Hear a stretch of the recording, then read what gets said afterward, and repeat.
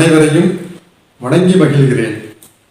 ஜோதிடம் சுவாரஸ்யம் சேனலுக்கு உங்களை அன்போடு வரவேற்கிறேன். இன்றைக்கு நாம் பார்க்கக்கூடிய பதிவு செவ்வாய் தோஷம்.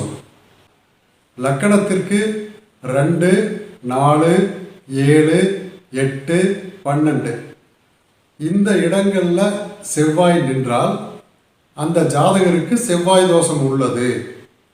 இது ஜோதிடத்தில் உள்ள பொதுவான ஒரு விதிங்க. ஆனால் ஜோதிடத்தில் விதியை விட விதி விலக்குகள் நிறைய இருக்குதுங்க. மேசராசி, விருச்சிக ராசி, கடகராசி, சிம்ம ராசி, தனுசு ராசி, மீன ராசி, மகர ராசி இந்த 7 ராசிகளில் செவ்வாய் இருந்தால் அந்த செவ்வாய் லக்கணத்திற்கு 2, 4, 7, 8, 12 இந்த 5 இடங்களில் ஏதாவது ஒரு இடமாக இருந்தால் கூட அந்த ஜாதகருக்கு நிச்சயமாக செவ்வாய் தோஷம் இல்லைங்க. இதுதான் செவ்வாய் தோஷத்திற்கான ஒரு விதி விலக்குங்க. ரிஷப ராசி, மிதுன ராசி, கன்னி ராசி, துலாம் ராசி, கும்பராசி இந்த 5 ராசிகளில் இருக்கக்கூடிய செவ்வாயை குரு பார்த்து விட்டாலோ அல்லது பௌர்ணமி சந்திரன் பார்த்து விட்டாலோ அல்லது குருவோடு அந்த செவ்வாய் சேர்ந்திருந்தாலோ அல்லது பௌர்ணமி சந்திரனோடு அந்த செவ்வாய் சேர்ந்திருந்தாலோ அந்த ஜாதகருக்கு செவ்வாய் தோஷம் இல்லைங்க. இது செவ்வாய் தோஷத்திற்கான இன்னொரு விதி விலக்குங்க. எந்த ஒரு தோஷமும் அந்த கிரகத்தின் தசை நடக்கும் பொழுதுதான் கெடுபலன்களை தரும். இது ஒரு ஜோதிட விதிங்க. ஒரு சிலருக்கு திருமணத்திற்கு முன்பே செவ்வாய் தசை முடிஞ்சிருக்குங்க, அவருக்கு செவ்வாய் தோஷமே இல்லைங்க. இன்னும் சில பேர்த்துக்குங்க திருமணம் முடிஞ்சு ஒரு 10 வருடமோ 15 வருடம் கழிச்சோ செவ்வாய் தசை வருங்க. அப்படிப்பட்ட ஜாதகருக்கும் செவ்வாய் தோஷம் இல்லைன்னு தான் நாம் எடுக்கணும். ஏன்னு கேட்டிங்கன்னா ஒருவருக்கு திருமணம் முடிந்து 10 வருடங்களை கடந்து விட்டாவே அவங்களுக்குன்னு குழந்தை குட்டியெல்லாம் வந்துடுங்க. அவங்க ஜாதகம் பேச ஆரம்பிச்சிடும். அதனால் செவ்வாய் தோஷத்தினால குடும்பத்தில் பாதிப்புகள் வராதுங்க. சில சமயம் பார்த்தீங்கன்னா செவ்வாய் புத்தி நடக்கக்கூடிய காலத்தில் கூட செவ்வாய் தோஷம் செயல்படுங்க. சில பேர்த்துக்கு திருமண பொருத்தம் பார்க்கும் பொழுதுங்க திருமணத்துக்கு பின்னாடி ஒரு 10-15 வருடங்களுக்கு என்ன தசை நடக்குதுங்கிறத நம்ம பார்க்கணுங்க. யோக தசைகள் நடக்குதுன்னு வச்சுக்கலாங்க. அப்போது அந்த தசைகளில் வரக்கூடிய செவ்வாய் புத்தியில் கண்டிப்பாக ஜாதகருக்கு பாதிப்பு வராதுங்க. இந்த விதி விலக்குகளை எல்லாம் நம்ம கூட்டி கழித்து பார்த்தீங்கன்னா 100க்கு 90 பேர்த்துக்கு செவ்வாய் தோஷமே இருக்காதுங்க. 10% பேருக்கு தான் செவ்வாய் தோஷமே இருக்குங்க. அந்த 10% பேருக்கு மட்டும் செவ்வாய் தோஷத்திற்கு செவ்வாய் தோஷத்தை பொருத்தி விட்டால் எந்த பிரச்சனையும் வராதுங்க. செவ்வாய் தோஷத்துக்கும் திருமண காலதாமதம் ஆவதற்கும் எந்த சம்பந்தமே இல்லைங்க. இப்போது நம்ம திருமண தகவல் மையத்தில் போய்ங்க நம்ம பையன் ஜாதகத்தையோ பொண்ணு ஜாதகத்தையோ பதிவு பண்ண போகிறோமுங்க. அங்கே போனோடனே பார்த்தீங்கன்னா நம்மளுடைய பெண் ஜாதகத்தில் பெண்ணினுடைய பெயர், பிறந்த தேதி, பிறந்த நேரம், பிறந்த ஊர் இந்த விவரங்களையெல்லாம் நம்ம கேட்பாங்க, நம்ம சொல்லுவோங்க. உடனே இந்த விவரங்களை எல்லாம் கம்ப்யூட்டரில் போட்டாங்கன்னா ஒரு ஜாதகம் பிரிண்ட் ஆகி வெளியே வருங்க.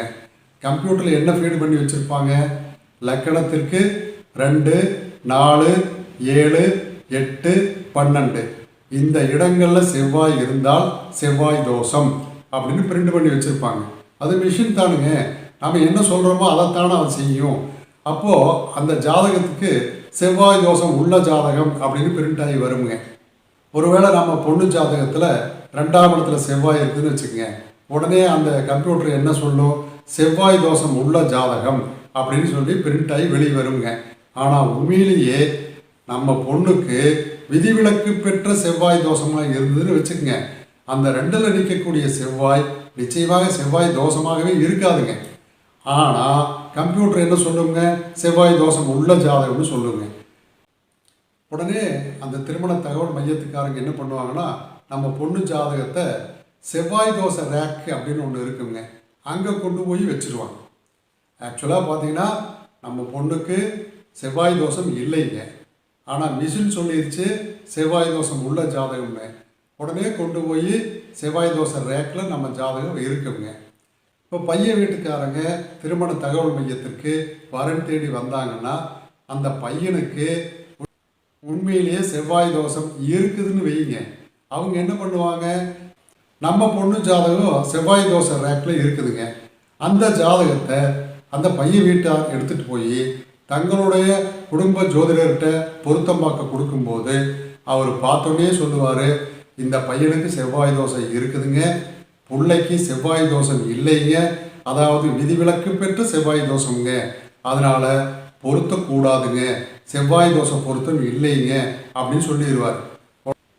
நாம் பதிவு பண்ணணும். நாம் என்ன பண்ணுவோம், ஆனால் இன்னும் ஒரு வாரமும் வரமாட்டேங்குது, ஒரு வாரமும் வரமாட்டேங்குது, பிள்ளைக்கு கல்யாணம் லேட் ஆகிட்டு இருக்குதுன்னு நாம் வீட்டில் உட்காந்துட்டு கிடப்புங்க.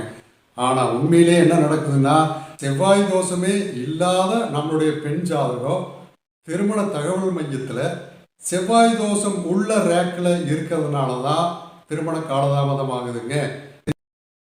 உங்களுடைய பெண் ஜாதகத்தையோ அல்லது பையனுடைய ஜாதகத்தையோ ஜோதிடர்கிட்ட கொண்டுட்டு போய் உண்மையிலேயே இது செவ்வாய் தோஷம் இருக்குதா இல்லை விதிவிலக்கு பெற்ற செவ்வாய் தோஷ ஜாதகமா அப்படிங்கிறத முதல்ல தெளிவுபடுத்திக்கிங்க.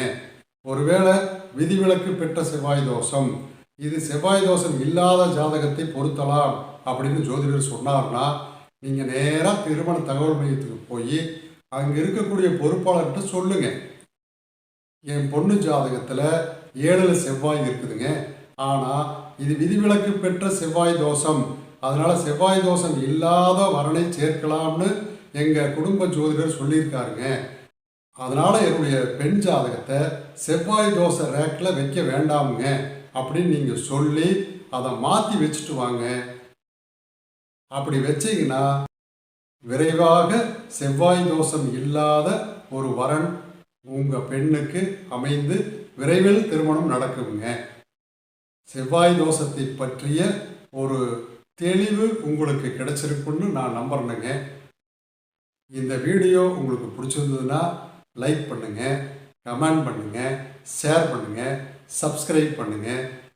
மீண்டும் ஒரு சுவாரஸ்யமான விஷயத்தோடு உங்களை அடுத்த வீடியோவில் சந்திக்கிறேன். வணக்கம்.